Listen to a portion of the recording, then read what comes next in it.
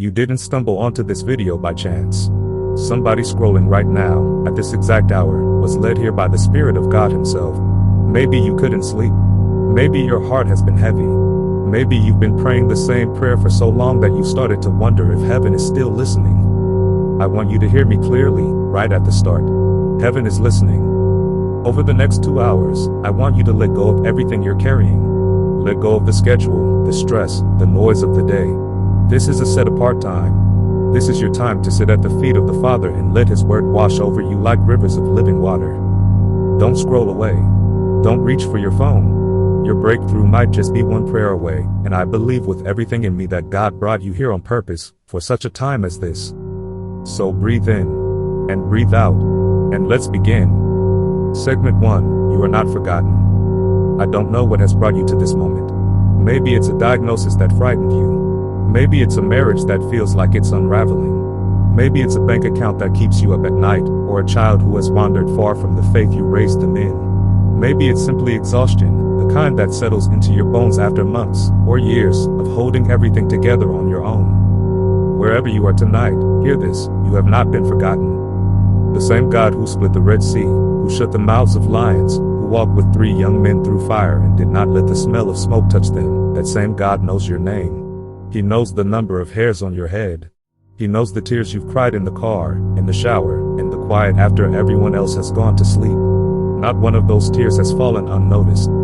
Psalm 56:8 tells us that God collects our tears in a bottle, that He records them in His book. That means your pain has never been wasted in His sight. Every hard night has been seen. Every silent prayer has been heard. So if you feel forgotten tonight, I want you to say this out loud, right where you are. Lord, I am not forgotten. You see me.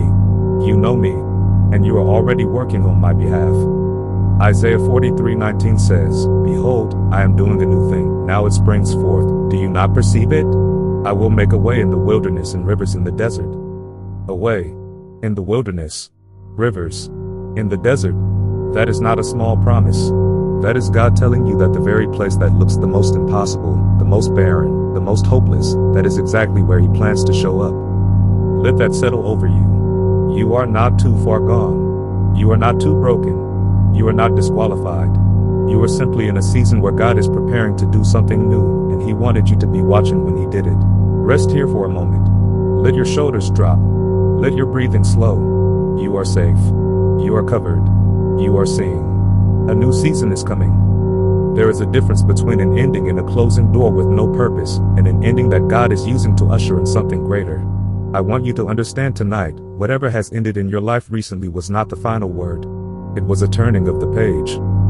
2 Corinthians 5:17 declares, Therefore, if anyone is in Christ, he is a new creation. The old has passed away, behold, the new has come. The old has passed away. Not is passing, has passed.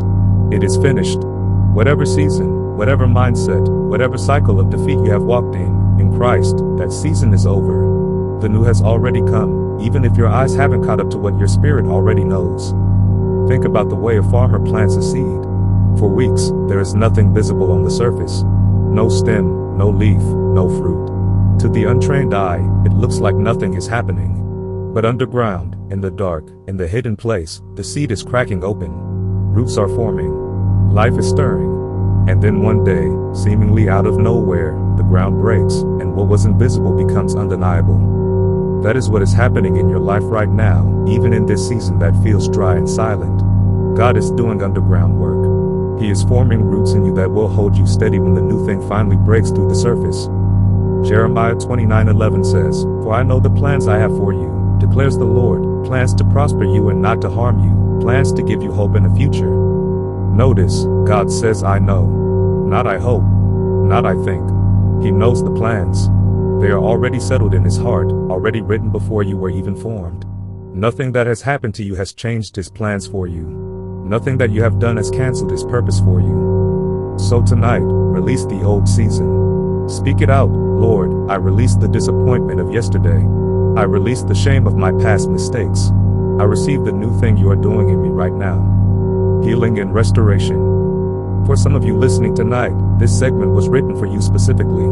Maybe there is pain in your body that doctors cannot explain. Maybe there is a sickness in your family that has passed from generation to generation, and you are believing God to be the one who breaks that chain. Maybe the healing you need is not physical but emotional, wounds from childhood, from betrayal, from grief that never fully healed.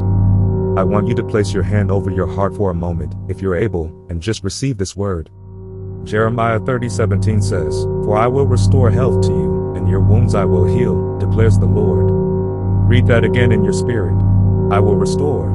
Not I might. Not if you're good enough. God says, I will. That is a declaration, not a suggestion. Restoration is not a maybe with God, it is His nature. He is, by His very character, the God who restores. Psalm 147:3 adds to this, He heals the brokenhearted and binds up their wounds.